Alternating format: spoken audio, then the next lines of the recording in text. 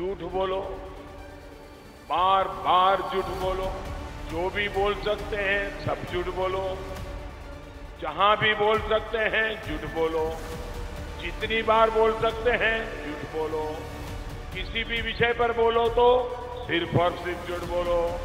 एक ही काम, झूठ बोलो, झूठ बोलो, झूठ बोलो, बार बार बोलो, बार बार बोलो, बार बार बोलो, हर जगह पे बोलो और जोर जोर से बोलो। नमस्कार, मैं रवीश कुमार। जमकर झूठ बोलिए, झूठ से हम नहीं लड़ेंगे, ऐसा कौन कहता है। लेकिन अब तो बाकायदा इसका ऐलान किया जा रहा है कि कोई झूठ बोलेगा तो हम झूठ नहीं पकड़ेंगे, झूठ को झूठ नहीं कहेंगे। मेटा के मालिक मार्क जकरबर्ग ने विश्व के नाम अपने संबोधन में इसका ऐलान कर दिया कि अब से फैक्ट चेकिंग नहीं करेंगे। यह खबर हर देश में विपक्ष में खड़े राजनीतिक दलों, सामाजिक कार्यकर्ताओं, पत्रकारों और जनता के लिए बेहतर संकेत बिल्कुल नहीं है। जैसे प्रधानमंत्री मोदी राष्ट्र के नाम संबोधन करते हैं, वैसे ही मार्क ने विश्व के नाम अपने संबोधन के 5 मिनट के वीडियो में बताया है कि मेटा यानी फेसबुक और इंस्टाग्राम अब से फैक्ट चेक नहीं करेंगे। फैक्ट चेकिंग का काम पहले अमेरिका में बंद होगा, फिर दूसरी जगहों पर भी। जकरबर्ग कहते हैं कि 2016 में जब मीडिया ने झूठी खबरों और सूचनाओं को लेकर लगातार लिखना शुरू किया, तब हमने भी सही नियत से इन चिंताओं पर पहल करने की कोशिश की। लेकिन फैक्ट चेकर के भी अपने बायस होते हैं, पूर्वाग्रह होते हैं। उन्होंने भरोसा बनाने के बजाय और तोड़ा ही है, खासकर अमेरिका में। तो हम कुछ महीनों में इसकी जगह कम्युनिटी नोट सिस्टम लाएंगे। Second, we're going to simplify our content policies and get rid of a bunch of restrictions on topics like immigration and gender that are just out of touch with mainstream discourse. What started as a movement to be more inclusive has increasingly been used to shut down opinions and shut out people with different ideas, and it's gone too far. So I want to make sure that people can share their beliefs and experiences on our platforms. Zuckerberg ने कहा है कि मैं ये सुनिश्चित करना चाहता हूं कि लोग अपने विश्वास और अनुभव को इस प्लेटफॉर्म पर शेयर कर सकें। मुक्त अभिव्यक्ति के नाम पर झूठ बोलने और फैलाने की आजादी का ऐलान ही किया गया है। सवाल किसी की बात को लिखने, बोलने से रोकने का बिल्कुल नहीं है। अगर कोई गलत बोल रहा है, हिंसा और नफरती सामग्री फैला रहा है, तो क्या उसकी फैक्ट चेकिंग नहीं होनी चाहिए? क्या यह काम सिर्फ वॉलंटियर करने वाली जनता पर छोड़ा जा सकता है? मतलब तथ्यों की जांच का काम अब संपादक नहीं करेगा, पत्रकार नहीं करेगा, सोशल मीडिया के प्लेटफॉर्म भी नहीं करेंगे, क्योंकि उन्हें सरकारों के आगे झुकना है। अब आप जनता पर यह सारा काम छोड़ दिया गया है। सबने आपको आपके हाल पर छोड़ दिया। कुल मिलाकर यही बात हुई। आपको ऐसी रिपोर्ट मिल जाएगी जहां कम्युनिटी नोट डालने वाले लोग भी अपने आप को फैक्ट चेक करने के योग्य नहीं पाते, पर्याप्त नहीं पाते। दूसरा चेक भी कर लेते हैं तब भी रोक नहीं पाते। एक फेक न्यूज हटाते हैं तो दूसरी आ जाती है। किसी एक विचारधारा के लोग हजारों वोट डालकर किसी कम्युनिटी नोट को हटवा भी सकते हैं। तो फिर आप किस बात पर विश्वास करेंगे? सोशल मीडिया के प्लेटफॉर्म पर झूठ केवल पेट दर्द का बहाना बनाकर स्कूल जाने वाला झूठ नहीं होता है। एक समुदाय के प्रति नफरत फैलाई जाती है। एक सरकार के हर गलत काम पर पर्दा डालने का काम किया जाता है इस झूठ के सहारे। जब तक आम जनता सही गलत का फैसला करेगी, तब तक शहर में आग फैल चुकी होती है। जेंडर के कितने ही रूप होते हैं। सभी को पता है कि लिंग के 2 स्वरूप को छोड़कर बाकियों के खिलाफ कितनी नफरती और अवैज्ञानिक सोच है दुनिया में। ऐसे जेंडर की संख्या बहुत कम होती है, मगर उनसे नफरत करने वालों की भीड़ बहुत ज्यादा। तो क्या उस भीड़ को बेलगाम छोड़ दिया जाए? कहीं भी अब दुनिया के किसी दूसरे देश से आए लोगों के खिलाफ नफरती अभियान चलाया जाता है। फेसबुक अब फैक्ट चेक नहीं करेगा। क्या हमें अंदाजा भी है कि इसका अमेरिका में ही और दूसरी जगहों पर जेंडर और इमिग्रेंट के अल्पसंख्यक समाजों पर कितना खतरनाक असर पड़ेगा? जकरबर्ग का यह ऐलान प्रोपेगेंडा फैलाने वालों के लिए मुक्ति का ऐलान है। भारत में व्हाट्सएप अंकिल और आंटी की तो मौज होने वाली है। वक्सव यूनिवर्सिटी के ये छात्र अब बेरोक टोक अपना झूठ फैलाते रहेंगे। जो झूठ पढ़ने को मिलेगा उसी को सच पहले भी मानते हैं, अब खुलकर फैलाएंगे। वैसे भी फैक्ट चेकिंग सिस्टम से खास रुक नहीं रहा था, लेकिन कम से कम सिस्टम तो था, पता तो चल रहा था कहां क्या फैलाया जा रहा है। उसके लिए प्लेटफॉर्म की जवाबदेही भी तय की जाती थी। अभी यह साफ नहीं कि अभिव्यक्ति की मुक्ति का बचाव फेसबुक तब भी करेगा जब सरकार किसी के पोस्ट को हटाने का निर्देश देगी, खासकर अपने विरोधियों के पोस्ट को।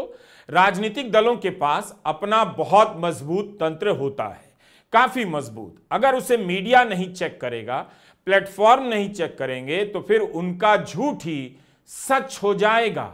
अमित शाह का एक पुराना बयान आप सुनिए। हमारे यहाँ एक लड़का था, उसने थोड़ी चालाकी कर दी। उसने एक बड़े समझे, मैंने कहा ना ऊपर से नीचे से ऊपर मैसेज आएगा, ऊपर से नीचे जाएगा। बरेली से उसने एक मैसेज डाल दिया। आज अखिलेश यादव ने नेताजी को, मतलब मुलायम सिंह को चाटा मारा। अब मारा नहीं, नेताजी और अखिलेश जी 600 किलोमीटर दूर थे, मगर उसने डाल दिया और सोशल मीडिया की प्रदेश की टीम ने समझे बगैर उसको नीचे भी डाल दिया। सब जगह फैल गया। 10 बजते मेरे फोन पर, मोबाइल पर, फोन पर फोन, भाई साहब मालूम है अखिलेश ने पिताजी को चक्का मार दिया और जनता में भी एक ऐसा बेटा है जो पिता का नहीं हुआ, हमारा क्या होगा, वगैरह वगैरह वगैरह। महिलाएं भी टूट पड़ी, चल गए। ऐसा करना नहीं चाहिए, मगर उसने एक प्रकार का माहौल घेरा। काम तो है करने जैसा, मगर करना मत। समझ में आता है? एक करने जैसा काम है मगर करना मत। अच्छा काम भी कर सकते हैं हम, जो चाहे वो संदेश जनता के अंदर पहुंचाने का, चाहे खट्टा हो, चाहे मीठा हो, चाहे सच्चा हो, चाहे झूठा हो। क्या लाखों की संख्या में फैलने वाले झूठ के सामने आप सच की लड़ाई बिना किसी संगठन के लड़ सकते हैं? 32 लाख लोगों तक एक साथ पहुंचने वाले झूठ का जवाब जो अमित शाह दावा कर रहे हैं, किसी संस्थागत तरीके से ही दिया जा सकता है, जहां राजनीतिक दलों और उनके समर्थकों के पास केवल मीडिया और झूठ के कारोबार को चलाने के लिए हजारों करोड़ रुपए हैं। क्या अकेला फैक्ट चेकर बिना किसी प्लेटफॉर्म की मदद के यह काम कर पाएगा? आपके चैनल, गोदी चैनल और अखबार तो यह काम करते भी नहीं, डर से कांपने लग जाते हैं। और यह भी अजीब है कि हम फेसबुक और यूट्यूब से उम्मीद कर रहे हैं। अभिव्यक्ति की लड़ाई इतनी सरल होती नहीं। आजादी का दावा किया जाता है और होता यह है कि इसके पीछे किसी एक मजबूत पक्ष को ही आजादी दी जाती है। शर्तों के नाम पर सरकार उसी का गला घोंट देती है जिसकी आवाज से उसे नुकसान होता है। इन दोनों के बीच एक सिस्टम को उभरने देना चाहिए था, जो फैक्ट चेकिंग के नाम से दुनिया भर में सामने आ रहा था। उसमें कमियां हो सकती हैं, होंगी भी, लेकिन रास्ता तो वही बेहतर नजर आ रहा है। कहां तो उसे और ठीक किए जाने की जरूरत थी, लेकिन अब उसके बंद करने का ऐलान कर दिया गया है। सवाल है कि क्या एक ऐसा प्लेटफॉर्म जो अब अखबार और चैनल के विकल्प के रूप में इस्तेमाल होता है, उसे सभी प्रकार के विचारों को जगह देने के नाम पर झूठ फैलाने देना चाहिए? 2016 से फेसबुक फैक्ट चेकिंग कर रहा है। इसके लिए उसने टीम बनाई है और हिंसा, नफरती, झूठी बातों के प्रसार की रफ्तार को उसने रोका भी है, धीमा भी किया है। हालांकि ये आरोप भी लगे हैं कि मेटा ने इस दिशा में पर्याप्त काम नहीं किया, पर अब तो कह रहा है हम सच के जज नहीं हैं, लेकिन कोई कुछ भी बोलेगा तो क्या उसे माध्यम दिया जाएगा? आपको एक घटना की याद दिलाता हूं। गूगल पर यह खबर लिखी जाने लगी कि जर्मनी में हॉलोकास्ट नहीं हुआ। इन्हें हॉलोकास्ट डिनायर कहा जाता है। गूगल सर्च में हॉलोकास्ट टाइप करने पर सबसे पहले यही आता था कि ऐसा नहीं हुआ है। इतिहास की इतनी बड़ी घटना को झूठा साबित कर उसकी जगह एक नया सच लिखा जाने लगा। लेकिन गार्डियन के एक पत्रकार कैरल कैडवाल्डर ने 2016 से लगातार इस बारे में खबर छापना शुरू कर दिया और अभियान चलाया। दुनिया को दिखाया कि कैसे गूगल जैसी कंपनी विज्ञापन का पैसा लेकर कोई भी झूठ सर्च रिजल्ट में सबसे ऊपर डाल देती है। इन्हीं सब अभियानों से सोशल मीडिया के माध्यमों पर दबाव बढ़ने लगा कि उनका इस्तेमाल झूठ फैलाने में हो रहा है और रोकने का काम उनका भी है। सोशल मीडिया के प्लेटफॉर्म ने भी रास्ता खोजना शुरू कर दिया। अब कहा जा रहा है कि ट्रंप के करीब आने के लिए जकरबर्ग ने ऐसा किया। ट्रंप लगातार फैक्ट चेकर और मीडिया को धमका रहे हैं। अपने पहले कार्यकाल में ट्रंप ने झूठ का अंबार खड़ा कर दिया, तब मीडिया और सोशल मीडिया ने उनकी बातों को फैक्ट चेक किया। इसी जकरबर्ग ने 4 साल के कार्यकाल के दौरान ट्रंप को फेसबुक पर हर तरह का झूठ बोलने दिया, पर जब वे चुनाव हार गए तो उन्हें फेसबुक से हटा दिया। इस प्रक्रिया में आप देखें तो केवल सरकार की ताकत बढ़ती जा रही है। ठीक यही मीडिया के साथ भी हुआ।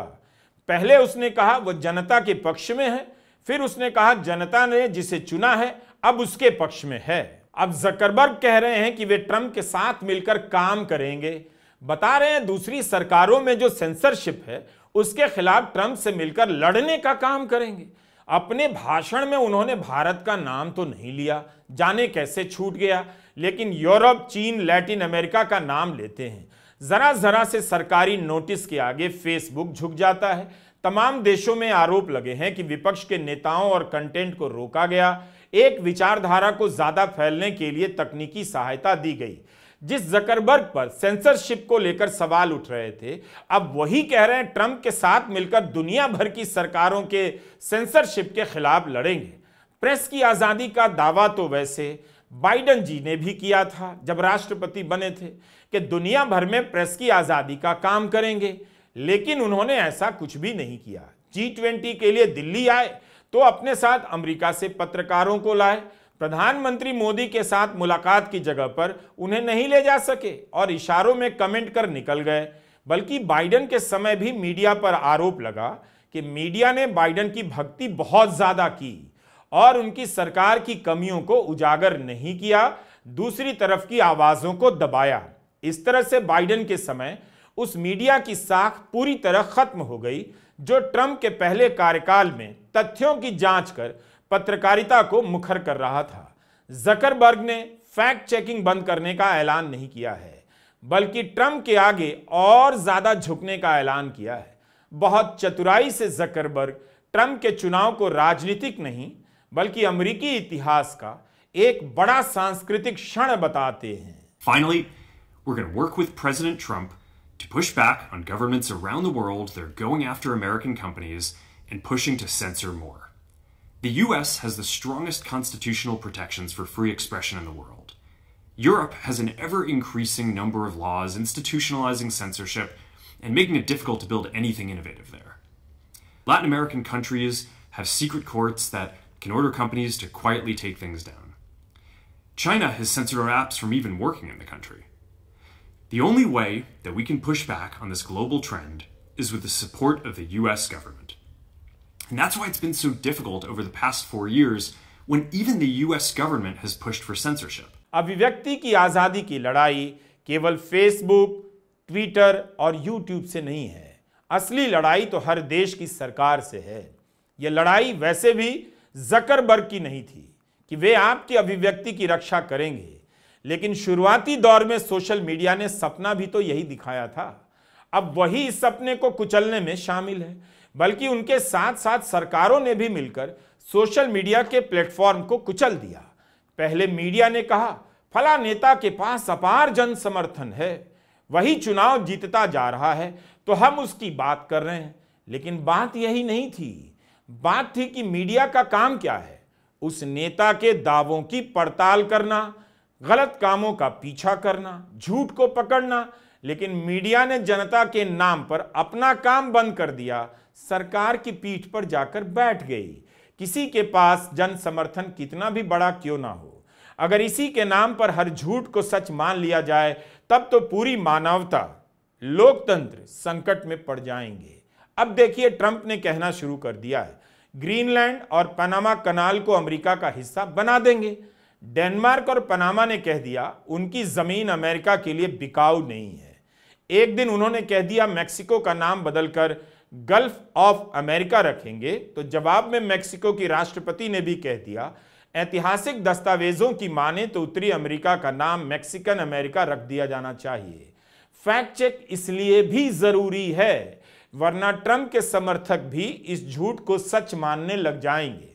जनता को केवल नेता की बातों के भरोसे नहीं छोड़ा जा सकता है। हम फिर से एक खतरनाक दौर का स्वागत करने के लिए बेचैन हुए जा रहे हैं। भारत के प्रधानमंत्री नरेंद्र मोदी भगत सिंह से लेकर नेहरू के बारे में अगर झूठ बोलते हैं तो इसकी फैक्ट चेकिंग कौन करेगा? कायदे से यह काम मीडिया का होता था, लेकिन अब मीडिया उनके बयान को वैसा का वैसा छाप देता है। कई अखबार मोटे अक्षरों में बताने की हिम्मत नहीं जुटा पाते कि प्रधानमंत्री ने गलत बोला, झूठ बोला। क्या जकरबर्ग ट्रंप से इतना भयभीत हो गए? हो सकते हैं। कह रहे हैं जो लोग फैक्ट चेक करते हैं उनके अपने पूर्वाग्रह होते हैं, राजनीतिक सोच होती है। एलेक्सियोस मोंजार्लिस ने कॉर्नेल यूनिवर्सिटी के सिक्योरिटी, ट्रस्ट और सेफ्टी नेटवर्क की स्थापना की है। उन्होंने मेटा के फैक्ट चेकिंग प्रोग्राम में भी मदद की है। नीमन लैब की वेबसाइट पर एलेक्सियोस मोंजार्लिस ने लिखा है कि जकरबर्ग 8 साल से फैक्ट चेकिंग कर रहे हैं, लेकिन उन्होंने इस बारे में एक भी प्रमाण नहीं दिया कि फैक्ट चेकर की अपनी सोच कहां हावी हो गई। उनके पास इसका डेटा तो होना ही चाहिए, लेकिन उन्होंने कुछ भी सार्वजनिक नहीं किया। एलेक्सियोस ने अपने रिसर्च से दिखाया है कि अमेरिका में रूढ़िवादी विचारधारा के लोग फेक न्यूज फैलाने वाली वेबसाइट का लिंक ट्विटर पर बहुत ज्यादा शेयर करते हैं। आप देख सकते हैं लाल रंग का गुब्बारा कितना बड़ा है। लाल रंग के जरिए रूढ़िवादी समर्थकों को दर्शाया गया है, जबकि नीले रंग का गुब्बारा लिबरल विचारधारा का है। वो भी पीछे नहीं है, मगर रूढ़िवादी लोगों से थोड़ा पीछे हैं। क्या ऐसी हालत में फेक न्यूज को केवल वोटर के भरोसे छोड़ा जा सकता है? क्या पेशेवर फैक्ट चेकर की कोई जिम्मेदारी नहीं बनती है? यह जरूर है कि फैक्ट चेकिंग भी एक तरह का सेंसर बन जाता है। इसके नाम पर हर जगह विरोधी दल की आवाज कुचली जाती है, वैकल्पिक दावों को दबा दिया जाता है। हम और आप कभी नहीं जान पाते हैं कि एक खास विचारधारा का पोस्ट क्यों इतना वायरल हो गया और उसे चुनौती देने वाली विचारधारा का पोस्ट या तथ्य वाले पोस्ट क्यों सुस्त पड़ जाते हैं। फैक्ट चेकिंग और सेंसरशिप दोनों अलग मुद्दे हैं, मगर एक दूसरे से जुड़े हुए भी हैं। दोनों ही पैमाने पर सोशल मीडिया के प्लेटफॉर्म ने सबको फेल किया है। मार्क जकरबर्ग ने कह दिया है कि फैक्ट चेकिंग बंद करेंगे, लेकिन जो फैक्ट चेक किए जा रहे थे उन्हीं का स्तर क्या था? अंतर्राष्ट्रीय फैक्ट चेकिंग नेटवर्क के संस्थापक एलेक्सियोस मोंजार्लिस ने इस बात को पकड़ा है कि जकरबर्ग ने यह तो बताया ही नहीं कि मेटा प्लेटफॉर्म का फैक्ट चेक मामूली चीजों को पकड़ता था, वो भी ज्यादातर गैर राजनीतिक सामग्रियों को पकड़ता था। मेटा के साथ फैक्ट चेकिंग करने वाली कंपनी पॉलिटीफैक्ट ने उन सामग्रियों का संग्रह किया है जिन पर झूठे और भ्रामक होने का लेबल लगा है। एलेक्सियोस ने इनमें से 100 कंटेंट की समीक्षा की और दिखाया है कि केवल 21% पोस्ट ही राजनीतिक रूप से संवेदनशील थे, जिन पर झूठी खबर होने का लेबल चिपकाया गया। 45% फैक्ट चेकिंग गैर राजनीतिक पोस्ट की गई, यानी मेटा ने खुद भी फैक्ट चेक को गंभीरता से नहीं किया। जकरबर्ग ने कहा है कि फैक्ट चेकिंग की जगह अब जनता कम्युनिटी नोट डाल सकती है। फेसबुक के फैक्ट चेकिंग सिस्टम में खामियां हो सकती हैं, लेकिन कहने के लिए एक सिस्टम तो था। जकरबर्ग तो अब उस सिस्टम को भी अलविदा कर रहे हैं। अमेरिकी चुनाव के बाद इलॉन मस्क ने ट्वीट कर लोगों से कहा, अब आप ही मीडिया हैं। सुनने में तो बड़ा अच्छा लगा, लेकिन लोगों को इस हाल में पहुंचा दिया गया है। अखबारों और चैनलों को जनता के पैसे से विज्ञापन आज भी बंट रहे हैं, उन पर सरकार का ही पक्ष छाया हुआ है। जनता से कहा जा रहा है अब आप ही मीडिया हैं, तो मीडिया को विज्ञापन देना बंद करो और जनता को देना शुरू करो। क्यों ये बात भारत से लेकर अमेरिका तक में मस्क और ट्रंप के भतीजे और भतीजियों को ठीक लगेगी? एक तरफ प्रोफेशनल फैक्ट चेकिंग ने भी कम ही विश्वास हासिल किया, दूसरी तरफ कम्युनिटी नोट सिस्टम को लेकर भी अभी तक पूरा भरोसा नहीं बन पाया है। कम्युनिटी चेक में लोग ही फ्लैग कर सकेंगे कि कोई कंटेंट झूठा है या हिंसा भड़काने वाला है। यह साफ नहीं कि जनता अगर फ्लैग करेगी तो फेसबुक उसे हटाएगा या कम्युनिटी नोट के साथ रहने देगा। आमतौर पर ट्विटर ऐसा ही करता है, पोस्ट नहीं हटाता। फिलहाल कम्युनिटी चेक करने के लिए जरूरी है कि आप 6 महीने से ट्विटर पर हो, आपका नंबर वेरीफाई हो और आपने ट्विटर के नियमों का उल्लंघन ना किया हो। कम्युनिटी पोस्ट को समझना हो तो इस उदाहरण को देखिए। जब इलॉन मस्क के ट्वीट पर ही लोग कम्युनिटी नोट्स डालने लगे, मस्क ने जब ट्विटर के खिलाफ षड्यंत्र की बात लिखी और दावा किया कि ट्विटर दूसरी वेबसाइट पर सबसे अधिक दर्शक लेकर जाता है, तो लोगों ने फैक्ट लिख दिया। जब मस्क ने कहा यह झूठ फैल रहा है कि उनके पिता के पास पन्ना की खदान थी, तब लोगों ने लिंक के साथ बता दिया मस्क ने ही यह बात 2014 में कही थी। एक बार मस्क ने एक ऐसा रीट्वीट कर दिया जिसमें लिखा था अटलांटिक ने ट्रंप की तुलना हिटलर से की है, जबकि ऐसा कोई लेख नहीं था। तब भी लोगों ने मस्क के ट्वीट के नीचे कम्युनिटी नोट्स डाला गया। कम्युनिटी नोट्स को लेकर इलॉन मस्क के ट्विटर अकाउंट पर एक दिलचस्प जानकारी मिली है। 7 नवंबर 2022 को मस्क ने ट्वीट किया कि हमारा मिशन ट्विटर को दुनिया में सूचना का सबसे सटीक स्रोत बनाना है। जब किसी ने सवाल किया कि यह सूचना किसके हिसाब से सटीक होगी, तो मस्क ने लिखा कि यह ट्विटर के उपभोक्ता कम्युनिटी नोट्स में तय करेंगे।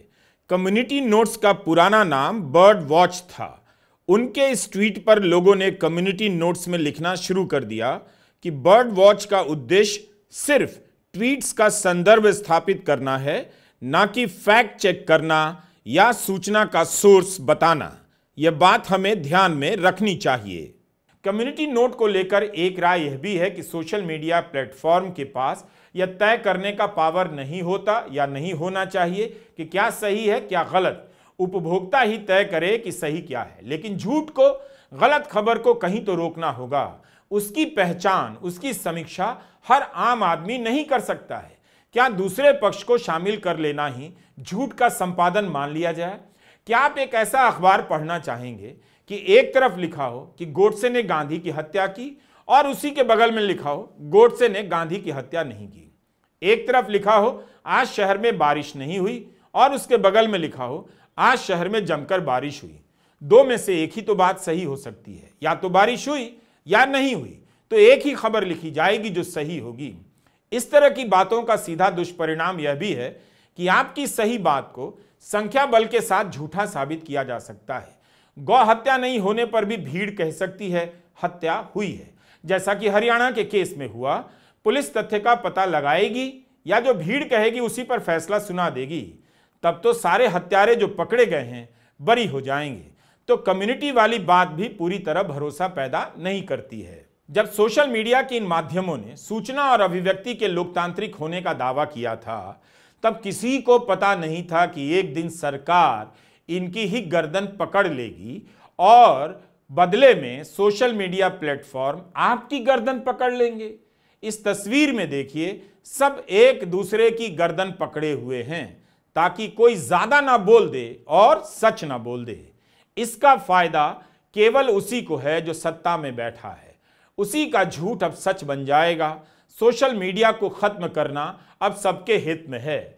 जनता को गर्दन बचानी है तो उसका एक हिस्सा कहेगा वही चले जिसकी पार्टी को वो वोट देती है। मीडिया कहेगा सरकार जो कहे वही सही है, और अब कंपनियां कहेंगी कि जब मीडिया और जनता ही चुप है तो हम क्यों बिना बात के जांच करते रहें। कई बार आपने देखा होगा कि एक्स ने, जो पहले ट्विटर था, विपक्ष के नेताओं को बताया कि सरकार ने उनके पोस्ट हटाने के लिए कहा था, मगर एक्स अभिव्यक्ति की आजादी में यकीन करता है, इसलिए पोस्ट नहीं हटाया। लेकिन इसके बाद भी आप नहीं जानते कि एक्स पर किसका झूठ ज्यादा फैलाया जा रहा है और किसके सच को दबाया जा रहा है। मस्क ने अक्टूबर 2022 में ट्विटर खरीदा। उसके पहले ट्विटर ने बहुत सारे किसानों के ट्विटर अकाउंट बंद कर दिए। जैक डॉर्सी ने कहा भारत सरकार दबाव बनाती थी। मस्क ने आकर कहा मैं जेल जाने के बजाय भारत का कानून मानना बेहतर समझूंगा। पर मस्क के ट्विटर ने भी सरकार के कहने पर किसान नेताओं के अकाउंट बंद किए। हालांकि यह भी कहा हम इस आदेश को ठीक नहीं मानते। पत्रकार मनदीप पुनिया का अकाउंट बंद किया गया था पर अब खोल दिया गया है। मगर यह भी रिपोर्ट होता रहा कि इलॉन के आने के बाद ट्विटर पर फेक न्यूज बढ़ गई है। एक साल पहले रूस के संदर्भ में यूरोपियन यूनियन ने मस्क को चेतावनी दी थी। क्या होगा जब इन प्लेटफॉर्म के मालिक ही सत्ता से मिल जाएं, अपनी पसंद की सरकार बना लें, अपने जेब में जिस नेता को रखते हैं उसे प्रधानमंत्री या राष्ट्रपति बना दें और किसी पार्टी में शामिल हो जाएं, मालिक बन जाएं, खुद झूठ फैलाने लग जाएं, तब क्या होगा? 2 सितंबर का यह ट्वीट देखिए। इलॉन मस्क ने यह तस्वीर ट्वीट की जिसमें कमला हैरिस लाल रंग के कोट में खड़ी हैं, टोपी पहनी है जिस पर हंसिया और हथौड़ा बना है। मस्क ने लिखा है, कमला हैरिस एक दिन कम्युनिस्ट तानाशाह बनना चाहती हैं। क्या आप विश्वास कर सकते हैं वो ये कपड़े पहनती हैं? साफ था यह तस्वीर एआई से बनाई गई थी, फिर भी मस्क ने झूठ बोला कि यह कमला की तस्वीर है। इस ट्वीट पर 84 मिलियन व्यूज हैं और कोई कम्युनिटी नोट नहीं। इसी तरह मस्क ने जब कहा कि मिशिगन में मतदाता सूची में हेरफेर की गई है, तब मिशिगन के चुनावी फैक्ट चेकर ने उनके दावे को गलत बताया था। We're also going to tune our content filters to require much higher confidence before taking down content. The reality is that this is a trade-off. It means we're going to catch less bad stuff, but we'll also reduce the number of innocent people's posts and accounts that we accidentally take down. Zuckerberg ने क्या कहा? असलियत या हकीकत एक सौदे की तरह है। कमाल है सच का ये सौदा भी। ज़करबर्ग ने कहा, हम कम खराब चीजों को पकड़ पाएंगे, लेस बैड थिंग्स। सवाल है कि क्या ज़करबर्ग कम खराब सामग्री बोलकर कोई चालाकी कर रहे हैं? क्या कम खराब सामग्री की परिभाषा में हिंसा फैलाने वाले बच्चों के यौन शोषण करने वाले वीडियो कंटेंट भी शामिल होंगे? ह्यूमन राइट्स वॉच एक मानवाधिकार संस्था है। दिसंबर 2023 में इसकी वेबसाइट पर प्रकाशित एक लेख में बताया गया, मेटा ने सुनियोजित तरीके से फिलिस्तीनी संबंधित सामग्रियों को सेंसर किया। ह्यूमन राइट्स वॉच ने लिखा है, अक्टूबर 2023 नवंबर 2023 के बीच सिर्फ 2 महीने में मेटा ने 1050 कंटेंट को हटाया। खासकर ऐसे ग्रुप को जो मानवाधिकार सुरक्षा का पक्ष रखते हैं, उन्हें हटाया गया। इन 1050 उदाहरणों में से 1049 ऐसे थे जो शांतिप्रिय ढंग से फिलिस्तीन का समर्थन कर रहे थे। ऐसा नहीं था कि ज़करबर्ग के फैक्ट चेकिंग सिस्टम के बाद फेसबुक या उनके अन्य माध्यमों पर फेक नैरेटिव का प्रसार बंद हो गया था, ऐसा नहीं था। लेकिन इसके सिस्टम को बंद करने का ऐलान यही बता रहा है कि झूठ की बाढ़ अब आने वाली है। आप सभी इस बाढ़ में बह जाएंगे। पहले विरोधी के नाम पर बची खुची जनता बहेगी, फिर समर्थकों की बारी आएगी। लेकिन समर्थकों की बारी आएगी जरूर। नमस्कार, मैं रवीश कुमार।